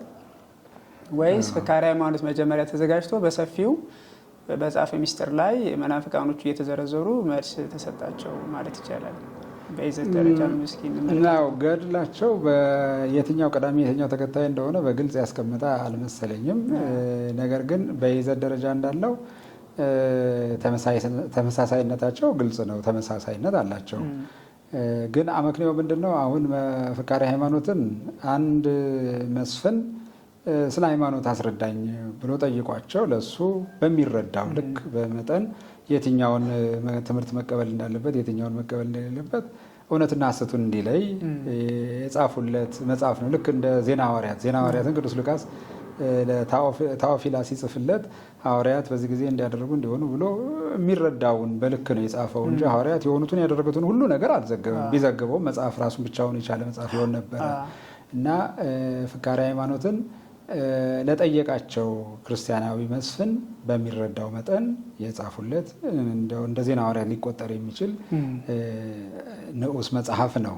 መጽሐፈ ሚስጥር ግን ለእገሌ አይልም። ቅድም እንዳለው ለመሃይምናን ወኢ ለመሃይምናን ላመኑ ግን ላላመኑ ሰዎች የማይነገር መጽሐፍ ለኢትዮጵያዊ ብቻ አይደለም፣ በየትኛውም የዓለም ክፍል ላለ ክርስቲያን ነኝ ለሚል ሁሉ እውነቱ ይሄ ነው፣ ሐሰተኛው ይሄ ነው ብለው ለይተው ያስተማሩበት፣ ለዛውም ፍልስፍና ጨምረው ቁጥር ጨምረው ታሪክ ጨምረው ይሄን ሁሉ የጻፉበት ያብራሩበት መጽሐፍ ነው እና አሁን ምንድነው ስለ እንግዲህ ያው ታሪክ አጥኜ ይሄ ይቀድማል ይሄ ይከተላል ለማለት መላምት መስጠት አለበት፣ ወደ መላምት መሄድ አለበት። መጀመሪያ መጽሐፈ ሚስጥርን በስፋት በጥልቀት ጽፈው ሲያበቁ ከሱ ላይ እንደው ይሄን ካወቀም ይበቃል ብለው ቆንጠር አድርገው ጽፈው ልከውለታል። ብሎ ሊያቀርብ ይችላል አንድ ሰው። ሌላው ደግሞ አይ መጀመሪያ ያንን በአጭሩ የጻፉትን በኋላ ቆይተው ለአንድ ምእመን ብቻ ከሚጻፍ ሁሉ ቢያነበው ሁሉ ቢረዳው ብሎ በጥልቀትና በስፋት ጽፈውታል ብሎ ይችላል። እንደኔ ግን የማስበው ምንድን ነው ማምነው ማለት ነው መጀመሪያ መጽሐፈ ሚስጥርን ጽፈው ቢሆን ኖሮ ሁለተኛ ፍካሬ ሃይማኖትን መጽሐፍ ባላስፈልጋቸው ነበረ። ምክንያቱም መጽሐፈ ሚስጥር ቅድም በመግቢያ እንደተናገርኩት እንደተጻፈ ንጉሱ አንብበው፣ ጳጳሱ አንብበው፣ ካህናቱ ሰምተውት፣ ሁሉም ተረድተውት እያደነቁ እኮ የቄርሎስ ሁለተኛው የዮሐንስ አፈወርቅ ሁለተኛው በምድራችን ተነሳ ብለው እያደነቁ እኮ እንዲነበብ እንዲሰማ ለሁሉ እንዲታወቅ በየገዳሙ በየደብሩ ልከውታል። ያ መስፍንም ሄዶ የማዳመጥ እድል አለው። እሱም ይደርሰዋል፣ መቼም አይከለከልም። ስለዚህ መጽሐፈ ሚስጥር ከተጻፈ በኋላ ያችን ደግሞ አሳንሰው ጻፉለት ማለት ብዙም አያሳምነኝም እኔ። ስለዚህ ሊያሳምነኝ የሚችለው ምንድነው ያችኛው መጀመሪያ ቀድመው ጽፈውለት ነበር፣ ይህን ግን በኋላ ለሁሉ አምልተው አስፍተው ጽፈውታል ብዬ ነው የማምነው። በጣም መልካም አባታችን። እንደው እስኪ ወደ እንግዲህ መጽሐፈ ሚስጥር ነው ዋናው ጉዳያችን። እንደው መልስ የተሰጣቸው መናፍቃን በተወሰነ መልኩ እንደው ብናነሳ ብዬ ነው እና እንደው በመጽሐፉ የተጠቀሱት ምንፍቅናቸው ምን ነበረ? እንደው የተወሰኑ አሁን ብዙ ናቸው። ያን ሁሉ መቼም ስንጠቅስ አንወለም። ግን የተወሰኑትን እናንሳና ከዛ ደግሞ አባ ጊዮርጊስ ዘጋስጫ ደግሞ ምን ብለው ነው ደግሞ የመለሱላቸው? ምን አይነት መልስ ደግሞ በመጽሐፈ ሚስጥር ተካቷል የሚለውን ደግሞ ብንመለከት በጣም ጥሩ። እሺ በጠቅላላ መልስ የተሰጣቸው መናፍቃን ግለሰቦች አሉ፣ ከእንደገና ደግሞ ማህበራት አሉ። ማለት በግሩፕ በህብረት ሆነው ማለት ነው። 22 ናቸው። ከ22ቱ 9ኙ ማህበራት ናቸው ወይም በግሩፕ የተነሱ ቡድኖች ናቸው። ሌሎቹ ግን ግለሰቦች ናቸው። አሪዮስ፣ ሰባሊዮስ፣ አቡለናሪዮስ፣ አርጌንስ ወይም ኦሪገን የሚባለው አርጌንስ እና አፍቲክስ የሚባሉ በቡድን ከሚጠሩ ደግሞ አርሲስ የሚባሉ መናፍቃን፣ አንጢዲቆማሪያጦስ የሚባሉ ጸረ ማርያም የምንላቸው፣ ሰዱቃውያን በመጽሐፍ ቅዱስ ከሚታወቁት እነዚህ ሁሉ አሉ። የእነዚህን ኑፋቄያቸው ክደታቸው ምን እንደሆነ አስቀድመው ይጽፋሉ። ከጻፉ በኋላ ለነሱ ምላሽ ይሰጣሉ። ልክ በአካል አስቀምጠው እነዚህ ሰዎች እንዲህ አልክ፣ ነገር ግን እውነቱ ይሄ ነበረ፣ እንዲህ ካልክ እኮ ይሄ ይፈርስብህ ነበረ፣ ይሄ ልክ አይሆንም እያሉ እንደሚከራከር ሰው አድርገው ነው የጻፉት። ቅርባቸው አድርገው ማለት ነው። ከብዙ መቶ ዓመታት በፊት የሞቱ ሰዎች ናቸው። አንድ ብቸኛ ኢትዮጵያዊ መናፍቅ በዘመናቸው የነበረው እሱም ከሞተ በኋላ እንደተጻፈ መጽሐፉ ያው በእርግጥ ያሳውቃል። ምክንያቱም እዛው የነቢቱ መልስ የሰጡበት ምዕራፍ 10 ላይ ይሄን ሁሉ የምትጽፈው ስለ እሱ የምትናገረው እሱ ስለሞተ ነው፣ ምንም ምላሽ ስለማይሰጥ የምትሉኝ ብትኖሩ እሱንማ እግዚአብሔር የኢትዮጵያን ቤተ ክርስቲያንን ሳያደባያት አስቀድሞ ጠራው፣ በሞት ጠራው እላችኋለሁ። እኔን ደግሞ እስኪ ጠራኝ ድረስ ጥቂት ዘመን እጽፋለሁ፣ መሰክራለሁ እያሉ ጠቅሰዋል። እና ከቤቱ በስተቀር ኢትዮጵያዊ መናፍቅ መልስ የተሰጠው የለም በዛ ውስጥ እና ሁሉንም አጠገባቸው አስቀምጠው እንደሚያናግሩ መልስ ሰጥተዋል። እንደው ያው ብዙ ሰው የሚያውቀው አሪዮስን ነው። የመጀመሪያው ዓለም አቀፍ ጉባኤ የተካሄደ ምክንያት የሆነው ከሃዲ ወልድ ፍጡር በህላዌሁ ብሎ የተነሳው ሊቢያዊ በትውልዱ ማለት ነው የመጀመሪያው መናፍቅ። አሁን ለሱ መልስ ኑፋቄውን ገለጹ። ወልድን በባህሪው ፍጡር ነው አልክ፣ አብ ፈጣሪ ነው፣ ወልድን ፈጥሮ ፈጠረበት ብለህ ካድክ፣ ፈጣሪነቱን አምላክነቱን ብለው ይናገራሉ። አሁን ለሱ ሲያስረዱት ምን ይላሉ? አሁን ተግሳጽ ነው እንላለን። ተግሳጽ ስንል ግን ዝም ብሎ የሚያስፈራ የሚያስደነግጥ የሚያስበረግግ ቁጣ አይደለም። አባታዊ ርኅራኄ ያለው ወቀሳ እንደሆነ፣ የጥላቻ ያልሆነ ውስጡ ፍቅር ያዘለ ወቀሳ እንደሆነ ያሳያል። ምክንያቱም ለማሳመን እኮ የለም እንጂ በሕይወተ ሥጋ ለማሳመን በብዙ ነው የሚደክሙት፣ በብዙ ነው የሚጠቅሱት፣ በብዙ ነው የሚመስሉት። ከምሳሌዎቹ አንዱ ምንድነው? ለምሳሌ እመሰ ኢኮነ ሥጋዌሁ እመሰ ኢኮነ መለኮቱ እመሰ ኢኮነ ሥጋዌሁ ፍጡረ እሚጸዋ ለወለተ ኢያኢሮስ እንዘይብል ወለተ። ዋናው ጭብጣቸው ምንድን ነው ሲያስተማሩት? ስጋው ፍጡር ነው፣ መለኮቱ ግን ፍጡር አይደለም፣ ፈጣሪ ነው። ከሁለት ባህሪ አንድ ባህሪ፣ ከሁለት አካላት አንድ አካል ሆነ በተዋህዶ። ይህንን መን ነው የሚሉት። ለዚሁ ሲያስረዱ ምን አሉ? ትስብእቱን ለብቻ የመለኮትን ነገር ለብቻ ለይቱ ሲሆን ስጋው ፍጡር ባይሆን ኖሮ ወለተ ኢያኢሮስን ልጅ ተነሺ ብሎ ባልጠራት ነበረ። ይሄ የሰውነት ባህሪ ስለሆነ ማለት ነው። ትስብእቱን ሲያስረዱ ከዛ በኋላ እመሰ ኢኮነ መለኮቱ ፈጣሪ እምያንሳ ህያውታ እምድኅረ ሞተት። ከሞተች መለኮቱ ፈጣሪ ባይሆን ኖሮ ከሞተች በኋላ ህያው አድርጎ ባላስነሳት ነበረ። እንደ ሰውነቱ ጠራት ተነሽ ልጅ ብሎ፣ እንደ አምላክነቱ ደግሞ ህያው አድርጎ አስነሳት ከሞት በኋላ። ስለዚህ ወልድ ፍጡር ሳይሆን ፍጡር ስጋን የተዋሃደ አምላክ ነው፣ ፈጣሪ ነው ብለው እንዲህ አድርገው በምሳሌ መስለው ያስረዳሉ። በመጨረሻ በመደምደሚያቸው ግን የማይመለስ መናፍቅ ስለሆነ አርኬ የሚመስል በግጥም በየምዕራፉ መጨረሻ ላይ ይሄ ነው ያለው። አርኬ የሚመስል ቤት የሚመታ መደምደሚያ ያላቸው እዛ ላይ ሰርጸ ዕልወት እያሉ ርዕሰ መናፍቃን ርዕሰ ኑፋቄ እያሉ ይገስጹታል፣ ይነቅፉታል ማለት ነው። በኑፋቄው እንደዚህ አድርገው ነው ያስረዱት። ሌሎቹ መናፍቃን ለምሳሌ ሰዱቃውያን አልቦ ትንሣኤ ሙታን ብላችኋል፣ ትንሣኤ ሙታንን ክዳችኋል፣ ሰው አይነሳም ፈርሶ በስብሶ ይቀራል ብላችኋል ይሉና ጳውሎስን ጠቅሰው ሲያበቁ ሰው ፈርሶ በስብሶ የሚቀርቡ ኑሮ ስብከታችን፣ እምነታችን፣ ሃይማኖት በክርስቶስ ማመናችን ከንቱ በሆነ ነበረ። የዘራነው ስንዴው 160-30 ቅንጣት ሆነው እንደሚያፈራ ሁሉ የሰው ልጅም በጎ ከሆነ በጎ ምግባሩን አዝሎ፣ ክፉም ከሆነ ክፉ ምግባሩን አዝሎ ሕያው ሆኖ ይነሳል እያሉ ትንሣኤ ሙታንን ደግሞ አምልተው አስፍተው ይናገራሉ። የእነሱን ኑፋቄና ክደት ደግሞ ይተቻሉ፣ ይገስጻሉ። እንዲህ አድርገው ለብዙ እንግዲህ ዋና ዋና የሚባሉ መናፍቃን መንፈስ ቅዱስ ፍጡር ያለውን መቅዶኒዎስንም እንደዚሁ ለእሱ ትልቅ በጣም ደስ የሚያሰኝ የጉባኤ ቁስጥንጥንያው በጉባኤ ቁስጥንጥንያ የተወገዘውን በ381 ለእሱ ምን ይሉታል?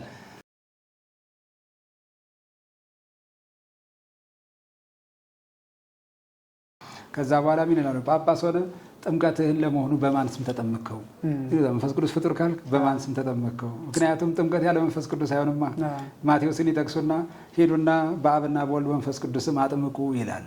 በአብና በወልድ ብቻ አላለም። እንግዲህ መንፈስ ቅዱስን ከካድከው በማን ስም ተጠመክ? ጥምቀት ከእሪያ በውሃ ውስጥ መዘፍዘፍ እንግዲህ ያልተሻለ መንፈስ ቅዱስን ካላመንክ ይሉታል። ስለዚህ ያደንቃሉ። እኔስ አደንቃለሁ የእግዚአብሔርን ስራ። በመንፈስ ቅዱስ መጽሔትነት ያልታየህ አንተ በምእመናን ላይ በቤተ ክርስቲያን ላይ መሾምህን መታገሱ የእግዚአብሔርን ስራ አደንቃለሁ ይላሉ ስለሱ። በጣም መልካም ነው አባታችን። ተመልካቾቻችን እንግዲህ ከአባ ህሩይ ኤርምያስ ዶክተር ጋር ነው ቃለ መጠይቅ ያደረግን ያለ ነው። መጽሐፈ ምስጢርን እንድታነቡት የትርጉም ስራውን የሄደው መጽሐፉ በጣም ከ300 ገጽ በላይ ነው መጽሐፉ። እንግዲህ መጽሐፉን የማታውቁ ሰዎች አውቃችሁ ወደፊት እንድትጠቀሙበት ነው። የምታውቁ ሰዎች ደግሞ የበለጠ እንድትቀሰቀሱበት የበለጠ እንድንመለከተው ነው። መጽሐፉንም ከተርጓሚው ከአባታችን ጋር ቃለ መጠይቅ ያደረግን ያለ ነው ማለት ነው። አባታችን በጣም መልካም ነው። እስኪ እንደው ወደ መካከለኛው ዘመን ደግሞ እንመልከትና ያው አባ ጊዮርጊስ ዘጋስጫ ሜዲቫል ፔሪድ ላይ ነው እንግዲህ የነበሩት በኢትዮጵያ ቤተክርስቲያን ታሪክ ውስጥና እንደው የመካከለኛው ዘመን የሃይማኖት ታሪክ፣ ስነ ምግባር ትምህርት እንደው በምን ደረጃ ይሰጥ እንደነበረ መጽሐፈ ምስጢር ማሳያ መሆን ይችላል ማለት ይቻላል ወይ?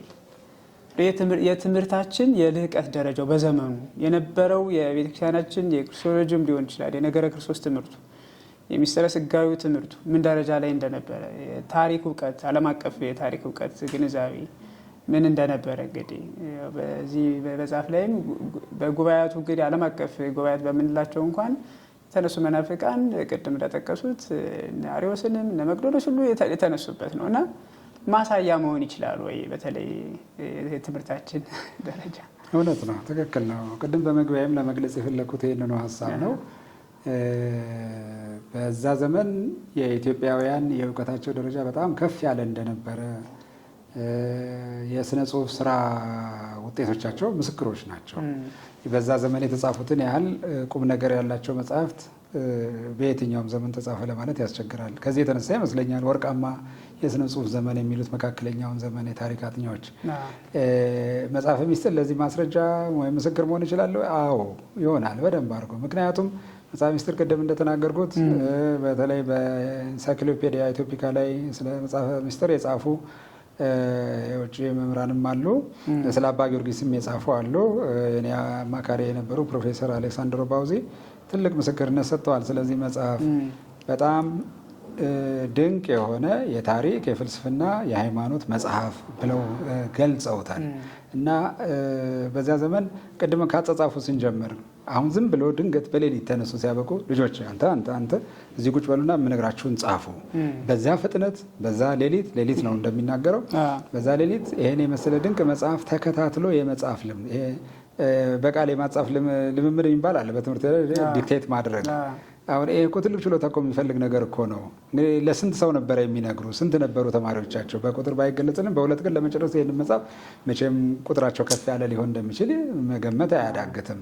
ስለዚህ እያንዳንዳቸው የሚነግሯቸውን ነገር ሳይሳሳቱ ሳይዛነፍ በትክክል ጽፈው አቆይተው፣ ለዚህ ነው የተሟላና የጠራ መጽሐፍ ማግኘት የቻልነው። ስለዚህ በዚያ ዘመን የነበሩ መምህራን አሁን ዛሬ በስነ ጽሁፍ፣ በቋንቋ፣ በጽሁፍ፣ በቅርጽ እንደሚባለው በጣም የዳበረ ልምድና እውቀት ችሎታ የነበራቸው እንደሆነ ያሳያል። ስራቸው በጣም ምስክር ነው። ሁለተኛ መዋቅሩ በራሱ የነበረው ቅድም ከታሪካቸው አንጻር ያልነው አለ። አባታቸው ከካህናተ ደብተራ መካከል ነበሩ፣ አንዱ ነበሩ።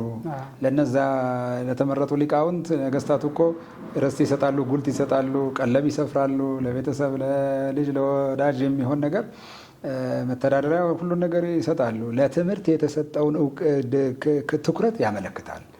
የኢትዮጵያ መንግስት ለትምህርት በጣም ትልቅ ትኩረት ሰጥቶ የነበረበት ዘመን ነው ማለት ይቻላል። ካህናተ ደብተራ ብሎ ራሱ ከተማሩ ሰዎች በጣም የተማሩትን መርጦ በቤተ መንግስት ሹሞ ሸልሞ ልብስ ቀለብ እየሰፈሩ በአሁኑ ጊዜ ያው ደሞዝ እንደማለት ነው፣ ከፍተኛ ደሞዝ እየሰጡ አንድ ማህበር አድርጎ ማቋቋም በራሱ ስለዚህ ዩኒቨርሲቲ የተጀመረው ያኔ ነው ብዬ ነው የማስበው። የሊቃውንት ጉባኤ የተጀመረው ያኔ ነው። ማን ነበረ የሚማረው ከነዚህ ሊቃውንት ብለን ስንል ጠቅላላ የመኳንንቱ የነገስታቱ ልጆች ሁሉ የዛ ተማሪዎች ነበሩ። የዚያ ጉባኤ የነዛ መምህራን የዛ ሊቃውንት ፍሬዎች ናቸው። ቅድም ጠቅሰናቸዋል። አጼ ዘርዓ ያዕቆብ ትልቁ ጸሐፊ፣ አጼ ቴዎድሮስ፣ አጼ ገላውዴዎስ አሁን ከየት ተማሩት ብለን እንላለን። አተታ ገላውዴዎስ የሚባል ትልቅ መጽሐፍ አላቸው። እሳቸውም ስለ ሃይማኖታቸው የመሰከሩበት ኮንፌሽን ኦፍ ገላውዴዎስ ከሳሻቸውን ያሳፈሩበት ሚስዮናውያንን ያሳፈሩበት አላቸው። ዓለም ያውቀዋል ይህንን መጽሐፍ። የነገሱት ገና በወጣትነት ነው ይታወቃል። አባታቸው በስደት እያሉ አረፉ፣ እሳቸው ነገሱ። አጼ ልብነ ድንግል አጼ ገላውዴዎስ ደብረ ዳሞ ሆነው ነበረ ሲማረው ያደጉት። ስለዚህ ነገስታቱ ምን ያህል ለትምህርት ትኩረት እንደሰጡት እንደው መንግስት እንዳይቀናቀሉ ለፖለቲካ ጉዳይ ዓላማ ነው አራርቀው እዛ የሚያሳድጓቸው ወይም እንዳይገሉባቸው እንዳይጣሉባቸው። እሱ ብቻ አይደለም እኮ በወታደር እያስጠበቁ ዝም ብለው እያበሉ እያጠጡ ማኖር ይቻል ነበረ። የፖለቲካዊ ጉዳይ ብቻ ነው። ትምህርት እንዲማሩላቸው ስለሚፈልጉ ስለነበረ እና አጼ ገላውዴዎስን ሰማዕት ናቸው። በሰማዕትነት ስለሞቱ ሊቅነታቸውን ምሁርነታቸውን ግን መርሳት መዘንጋት አይገባም፣ መደበቅ አይገባም። የኢትዮጵያን የክርስትና ሃይማኖት የኢትዮጵያን ቤተክርስቲያን ሃይማኖት በደንብ አድርገው ጽፈው አራቀው አስቀምጠውልናል። የምስጋና ድርሰትም ከደረሱ ነገስታት አንዱ ናቸው እሳቸው እና ስለዚህ ይሄ መጽሐፈ ሚስጥር በጣም ማሳያ አለው። ሌላው ቀርቶ ህዝባዊ አስተዳደር የምንለው አሁን እንደ ሲቪል ኮድ ወይም ደግሞ እንደ ህገ መንግስት ወይም ደግሞ እንደ ምንድነው እንደ ፍትሐ ብሔር ህግ የሚያገለግል ሀሳብ እዚህ ውስጥ ተንጸባርቆ እናገኛለን። ህዝብ ይሄን ማድረግ አለበት ይላሉ። ለመንግስት ከሰጡት ለሹማምንት ከሰጡት ሀሳብ አንዱን ለማስታወስ ያህል እንግዳ ከሌላ ሀገር የመጣ ለማለት ነው፣ ወይም ፈላሲ ወይም ከሀገሩ ወደ ሌላ ሀገር መጥቶ ሰው ድንገት ቢሞት የዚያ ሀገር ሹም መስፍን አንስቶ በክብር መቅበር እንዳለበት መጽሐፍ ጠቅሰው ጽፈዋል። የነገስታቱ ሹማምንቱ ስራ መሆን።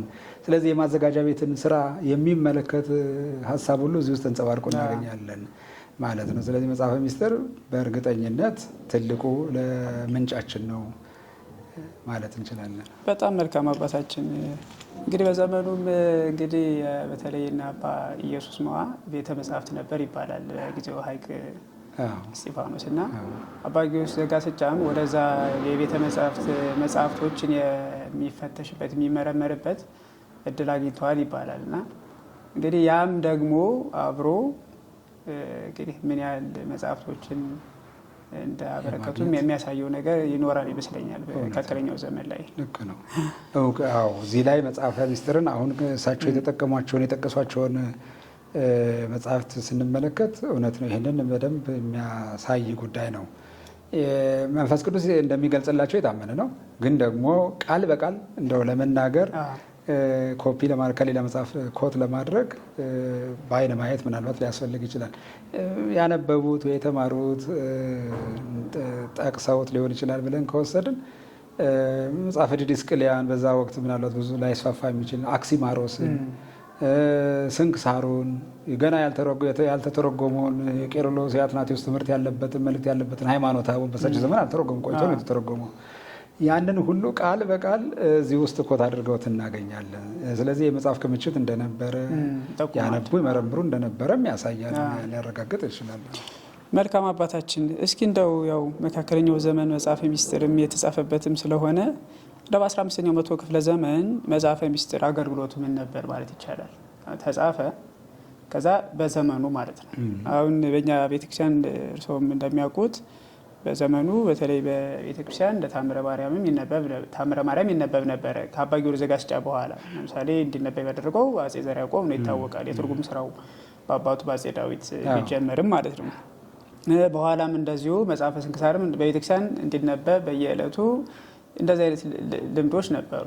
መጽሐፈ ምስጢር ተጻፈ በዘመኑ ማለት ነው። ምን አይነት አገልግሎት ይሰጥ ነበር? እስከ መቼ ዘመን ድረስ ምን አይነት አገልግሎት ሲሰጥ ቆይቶ በኋላ ወይም የተቋረጠበት ጊዜም ካለ ማለት ነው። አሁንስ ደግሞ ያለው ሁኔታስ ምን ይመስላል? አሁን መጽሐፈ ምስጢር በመጠቀም ማለት ነው። እስኪ እንትን ያለው ያው በገድላቸው እንደተጻፈው መጽሐፈ ምስጢር ከተጻፈ በኋላ ንጉሱ፣ ጳጳሱ በየገዳሙ በየደብሩ ለምእመናን እንዲነበብ፣ ለማህበረ መነኮሳት፣ ለማህበረ ካህናት እንዲነበብ ኮሚሽን እያደረጉ እያጻፉ እንዳሰራጩ እና ለሁሉ እንደተዳረሰ ግልጽ ነው። እስከ ኢትዮጵያ ጫፍ ጠረፍ ድረስ ይነበብ እንደነበረ መጽሐፉ የታወቀ ነው። ግን በምን መንገድ ነበረ፣ በምን አይነት ሁኔታ ነበረ የሚያነቡት የሚለውን የሚጠቁም ምንጭ አላገኘውም በበኩሌ።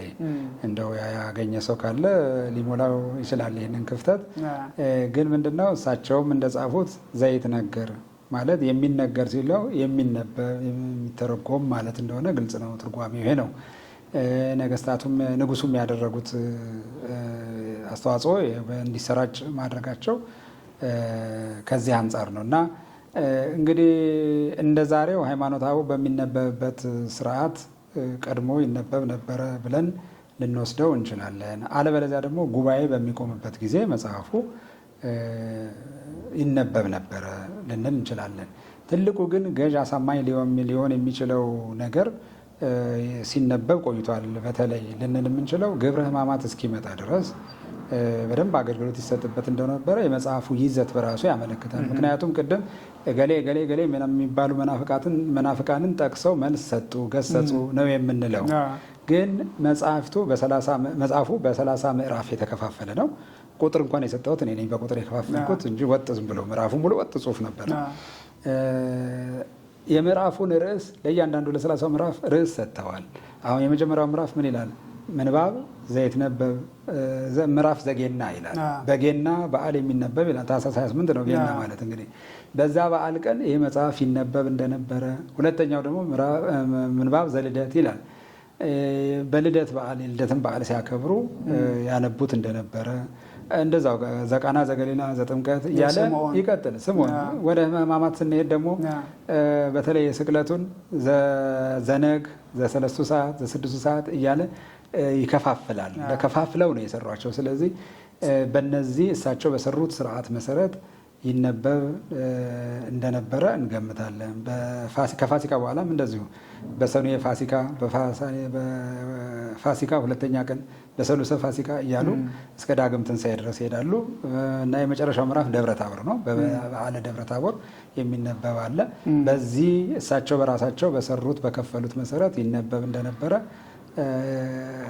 እገምታለሁ። እኔ የማምነው እንደዛ ነው። ከዛ በኋላ ግን ሃይማኖተ አበው ከመጣ ማነው ግብረ ሕማማት ከተተረጎሙ በኋላ ያው በተለይ በሕማማት ጊዜ የሰሯቸው እሳቸው 3-4 ገጽ ቀኑን ሙሉ የሚያውል ንባብ ስላልሆነ ግብረ ሕማማት ሲመጣ በዛ እንደተተካ አምናለሁ። አሁን የሚያነቡት በተለይ እንግዲህ በስም ነው እንጂ እንደ እኔ ብዙዎቹ መጽሐፉን የማግኘት እድል አልነበራቸውም። ይሄ ከታተመና ከተሰራጨ በኋላ ግን የሚያነቡት ገዳማት ይኑሩ አይኑሩ አላውቅም፣ መረጃው አልደረሰኝም። በበኩሌ ግን በእኔ በማስተዳደራቸው 2 አድባራት በሰሙነ ሕማማት በደንብ አድርገው ይነበባሉ። በተለይ በስቅለት በዓል ሴት ሐሙስ ጀምሮ ከሆሳዕና ከባለ ሆሳዕና ጀምሮ ግብረ ሕማማት ውስጥ በመሀል ጣልቃ አስገብተን የምናነባቸው አሉ አይደል? ሌሎች መጽሐፍ ልክ እንደዛው ሃይማኖተ አበው ማነው መጽሐፈ ሚስጥር ተራውን ይዞ ይነበባል። የ3 ሰዓቱ በ3 ሰዓት፣ የ6 ሰዓት በ6 ሰዓት እናነባለን። መጽሐፉም ያው ከሞላ ጎደል ምዕመናን ስለሚሰሙት ያውቃሉ ያልገዙትም ቢሆኑ ብዬ ነው። እና ይሄ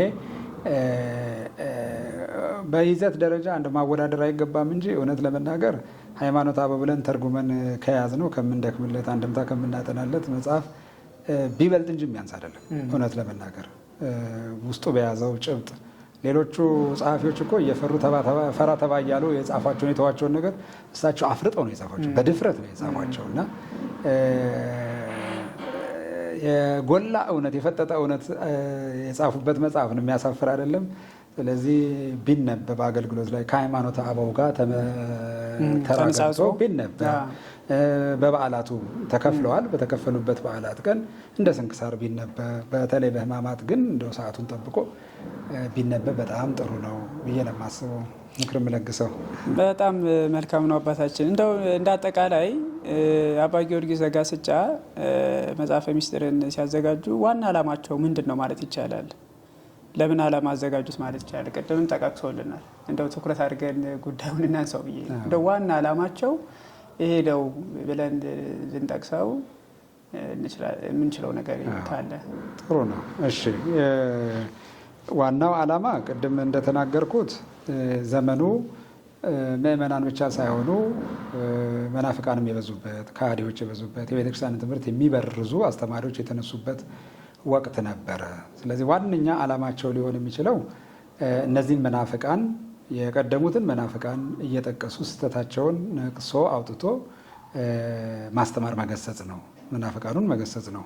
ሁለተኛ በተለይ ቢቱ የሚባለው ትልቅ ጉዳት ያደረሰባቸው ያሳሰራቸው፣ ያስገረፋቸው፣ ሕማም ላይ እንዲወድቁ ያደረጋቸው ያው እግዚአብሔር ጠብቋቸው አትርፏቸው እንጂ እኮ ሊገደሉም ነበረ አስቀድሞ እና ያደረሰባቸው ሰው ኑፋቄውን ትምህርቱን የጀመረው ከመሳፍንት ልጆች ነው፣ ከወይዛዙርቱ ነው፣ ከመሳፍንቱ ነው። ኋላ ንጉሱ ጋር ሲደርስ የበሰለ ጉዳይ ነው።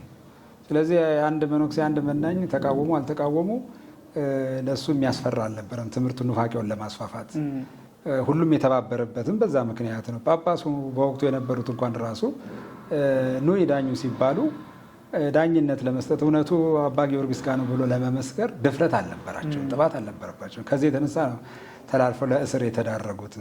አፄ ዳዊት እሳቸው ታስረው ሳይፈቷቸው ነው የሞቱት። እንደምናውቀው ደግ ንጉስ ናቸው። ግን ይህን ትልቅ እንትነን አዝነዋልም። እንደውም እውነት ነው ከራሳችን እንዳንወጣ እንጂ ጻድቅ ከጻድቅ ምነው ያሳሰረህን ሰው እንዴት ታለቅስለታለህ ሲባል ሁኔታችን ይወዳል ብለዋል።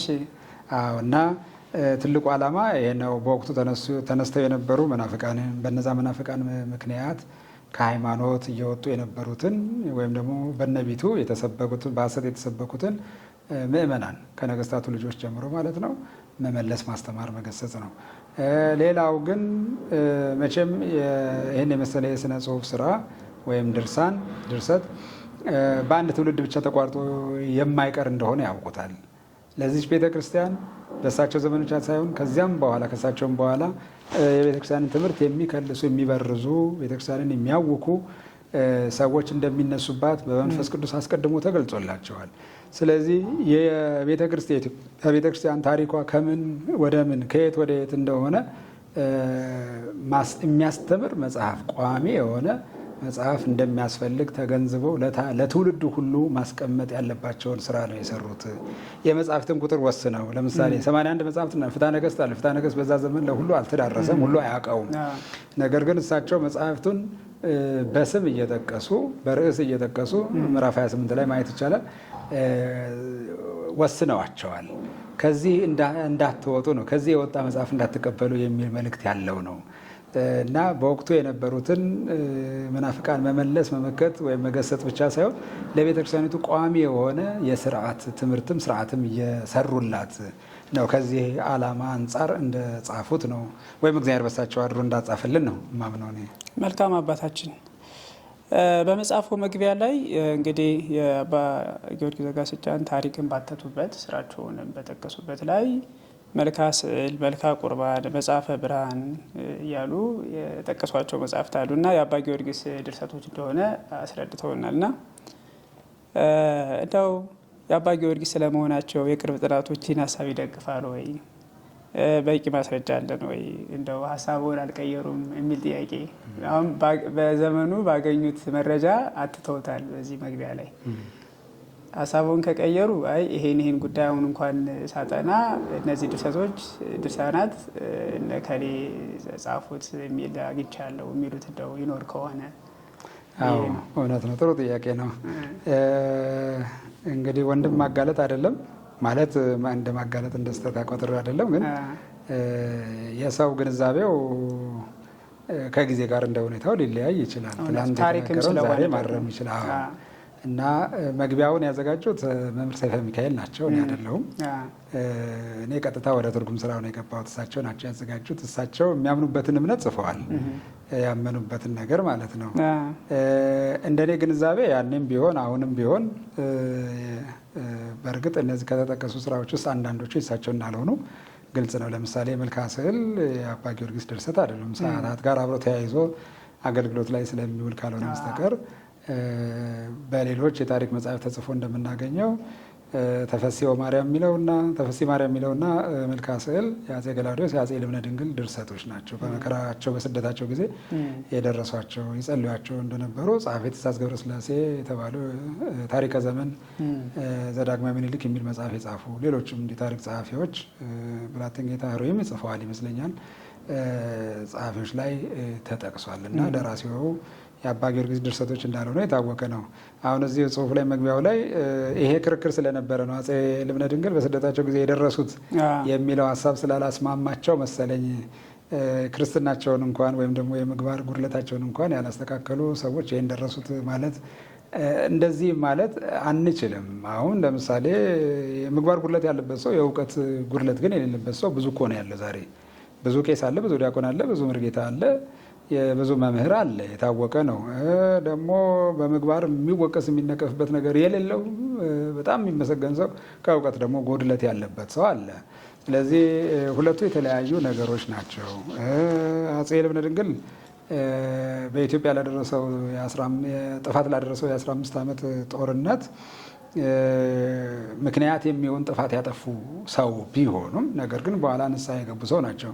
ይሄን ማድረጋቸው አልተማሩም ሊያሰኛቸው አይችልም። ልክ እንደ ልጃቸው እንደ አጼ ገላውዴዎስ እየተማሩ ነው ያደጉት፣ ሊቅ ነበሩ ብለናል። ከሊቃውንቱ ጋር አብረው ተከራክረው የሚረቱ ሰው ነበሩ ብለናል። እሳቸውም ሲማሩ ያደጉ ናቸው፣ ሊቅ ናቸው። የቤተክርስቲያን ትምህርት በመማር የሚታሙ ሰው አይደሉም፣ ድርሰት በመድረስ እና ቤተክርስቲያን ግን ድርሰቱ እንከን የሌለው በመሆኑ ትክክለኛ በመሆኑ ተቀብላቸዋለች። ስለዚህ እነዚህ በተለይ ሁለቱ ሌሎቹ ላይ ትኩረት አድርጌ ጥናት አላጠናው።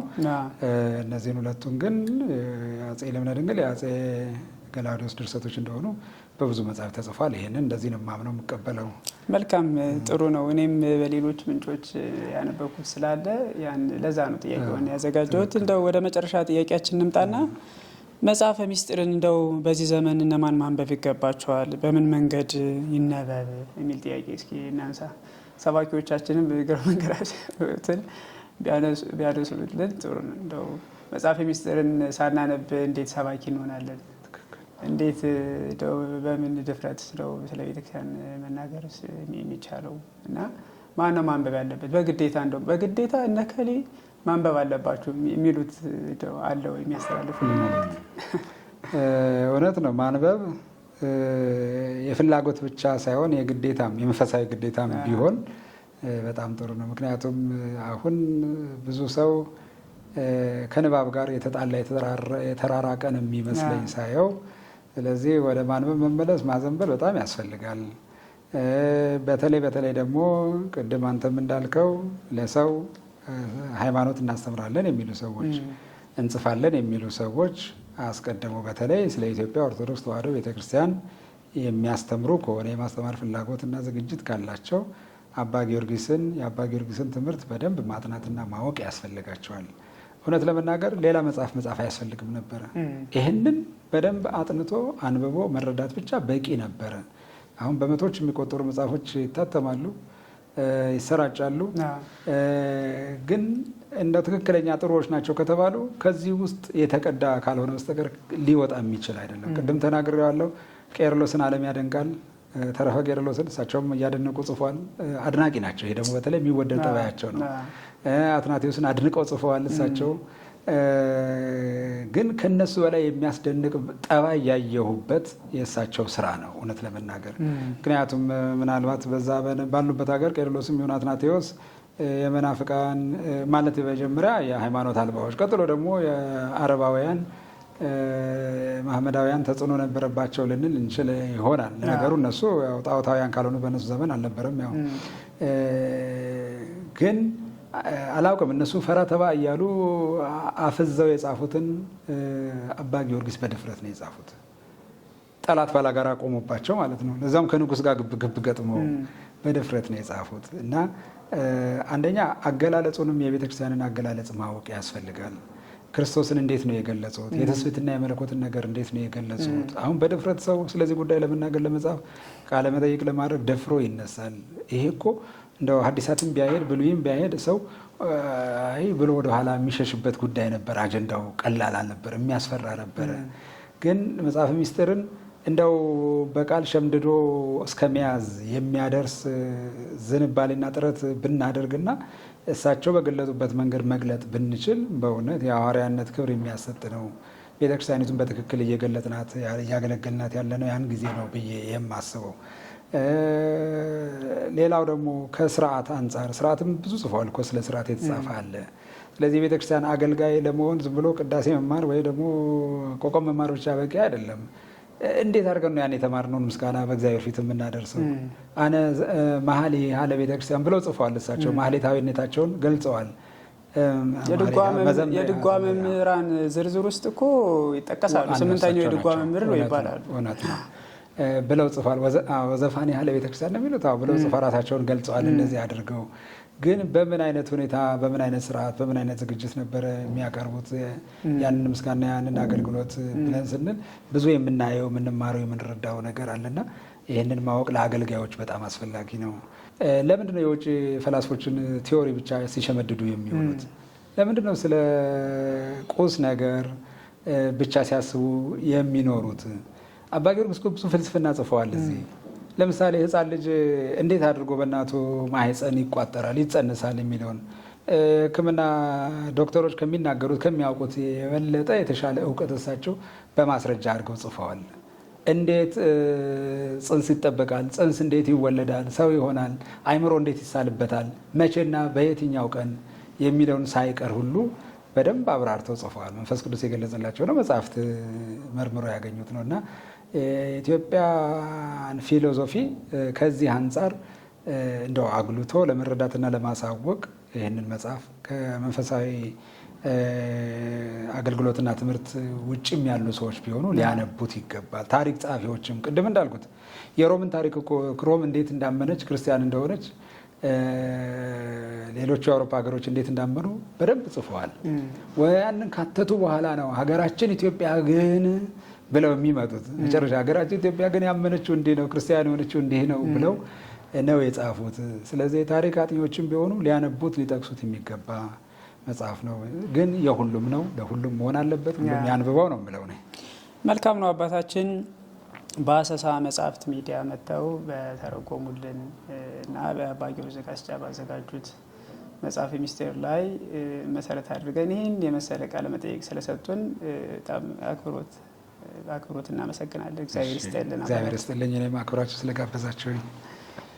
ተመልካቾቻችን እንግዲህ ከአባ ህሩይ ኤርሚያስ ዶክተር ጋር ያደረግነው ቃለ መጠይቅ ይህን ይመስላል። በመጽሐፈ ሚስጥር ላይ ነው እንግዲህ ትኩረት አድርገን እንደተከታተላችሁን ቃለ መጠይቃችን። አሁንም የምንለው መጽሐፈ ሚስጥርን እንግዲህ ገዝተን እናንብብ፣ እንጠቀም።